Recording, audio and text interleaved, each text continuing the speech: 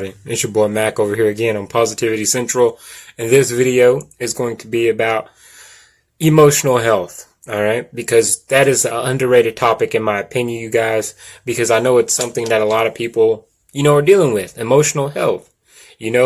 Emotions are something that we have to deal with every single day of our life, right? It's something that we have to live with, whether it be good or bad emotions.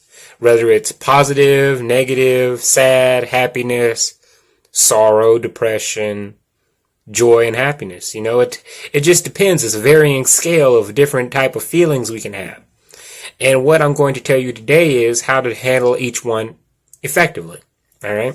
So you guys know that we have happiness and joy and love and peace. Those are emotions that you just enjoy. All right. You don't have to worry about those. But the dark side of the spectrum, sadness, depression, sorrow, anger, grief, wrath, all those dark ones, well, I'm going to show you what you need to do. All right. So emotional health, right? If you're feeling sad or depressed or something like that, you need to figure out what it is you are sad or depressed about. That would be the first start. If you have something that's heavy on your heart, on your mind, you need to find someone you can express it to. Perhaps you can find a little online buddy, pen pal, in the comment section below under this video. Or you can reach out to me or reach out to your family or your friends. It's not good to keep emotions bottled up. It never is. So make sure that whatever it is you are going through, you have someone you can talk it through with. And if you don't happen to have anyone at the time, you can pray. You can look to the Most High God above. He can direct you into a better path, all right? So make sure that you are constantly evaluating with somebody, conversating with somebody out there, because someone does care. There's an app called Whisper. If you go download it, you can go comment something on it. Like you can make a little post saying, man, this happened today. And then people will just start randomly hitting you up and saying, hey, what's going on and stuff like that. So it's a good app to use. So that's how way you can handle sorrow and sadness and depression. Talk to someone. Figure out what it is you're sad about. And understand whether or not you can change it or not. Because, hold on. Because if you don't know if you can change it or not, you just going to be stuck. So you have to evaluate it. You have to figure out what it is that you are currently dealing with. Like, let's say you were sad over someone that happened to pass away or something like that. Something tragic happened. All right. You need to acknowledge the emotion, understand that it's real, that it happened, that it's there. But you also need to process it so it can get on out of your system. There's nothing wrong with grieving over someone. There's nothing wrong with feeling sad. But when you allow it to become a habit of feeling that way and you allow it to dwell in your spirit, now you're dwelling on badness. Now you're dwelling on negativity. Now you're dwelling in something that's going to lead you down a dark path that you don't want to deal with. Okay?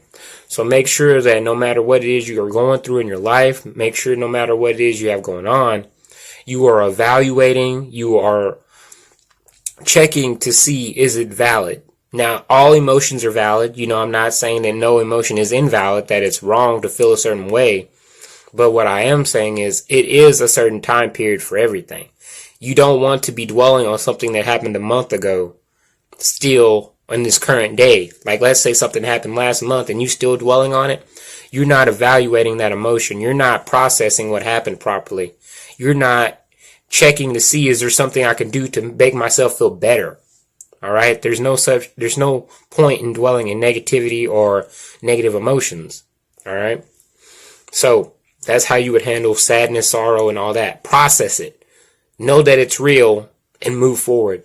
Try to see the happiness, see the good side of things. Okay. Now to handle the more aggressive emotions such as anger and wrath and things of that nature, you need to process your anger some kind of way.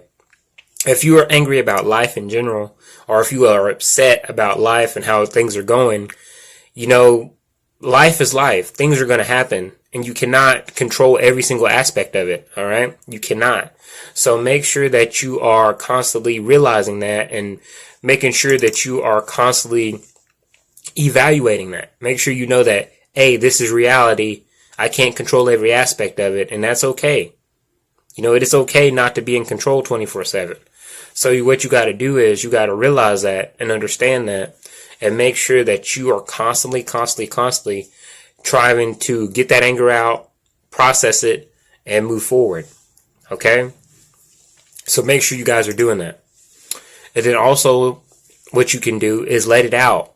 Not necessarily do something destructive or crazy, but you can get it out through exercise. That's one major way to do it. If you go work out, you can easily release a lot of good tension and emotions. Go get you a good workout in, get a good run, get a good lift in, whatever it is you want to do. You want to get some muscles. Go get you pump some iron or something. All right. So you can definitely go do something that's going to make you have more muscles, and just constantly get that emotion out. All right. Constantly better yourself. You might as well use all that extra emotion you have for something productive. All right. And then last but not least, we have anxiety, because that is a major one. I've suffered through that at one point in time, and I hated it. And I'm glad I'm finally, seeing the light at the end of the tunnel and making it through. Thanks to the good Lord above, of course. If it wasn't for him, I wouldn't have made it through. All right. I was constantly reading psychology books, constantly reading self-help, constantly absorbing positive content. Nothing was really changing. But as soon as I started transforming and started putting God in it and praying and reading my Bible and putting God first, that's when the anxiety started to leave. That's when it truly started to make leaps and bounds in my progression of getting over anxiety. So what you guys got to do is the same. All right. If you have crippling anxiety and depression in your life, if you have any of those negative emotions, you need to evaluate it. You need to understand where it's coming from, where it's stemming from, and then start trying to fix yourself. Start thinking the right thoughts, doing the right things, putting God first, reading your Bible, praying very often, constantly reading psychology novels. Because if you understand at least a basic concept of how the brain works, now you can start working with it. You can start trying to change your mind. All right, evolving yourself, evolving your mindset. So make sure that you guys are constantly doing that, okay? And that's the one major way to get rid of it. And something else that I've truly helped me with anxiety is called active imagination. I made another video about it, but that's what you need to do. You need to actively imaginate the ideal scenario, or actively imaginate overcoming something. All right, actively, constantly look at it in your mind. Because if you do that, your brain, I read a book by, but I watched a video by a guy named Dr. Joe Dispenza, and he's written several books on the topic, all right, psychology. And what it is, he says your brain doesn't know the difference between what happened in the past and the right now, like in your active imagination. It can't tell the difference. So use that to your advantage. If your brain can't tell the difference, that means you need to constantly actively imaginate something positive. Constantly actively imaginate your ideal outcome. And what that will do, that will reinforce in your mind that you're actually living your best life, and you're going to constantly feel good. You know what I mean? You're going to constantly reinforce positive emotions, and that's what you want. So constantly do that, you guys. If you have anything going on in your life, constantly actively imaginate your ideal scenario. Rewire something bad that happened. Constantly fix it in your brain. Your brain is the central tower of control for your life. You know that where your soul ends up is determined on what's going on up here. Where everything, how your life is going, the people you talk to, the interactions that you have, the money you're making, the person you're dating is all dependent upon here and what you're thinking. You realize how powerful that is. So you have to take control of it. Take control of your mind. Because if you don't, something's controlling your mind, and now you cannot grow.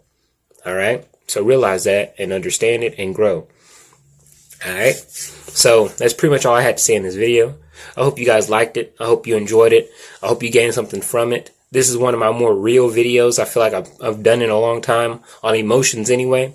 So I hope that you guys like it up. I hope you view it up. I hope it helps you, because this emotional health video is what drives us. Emotions equal motion. That's what it means. Emotions. Feeling, motion.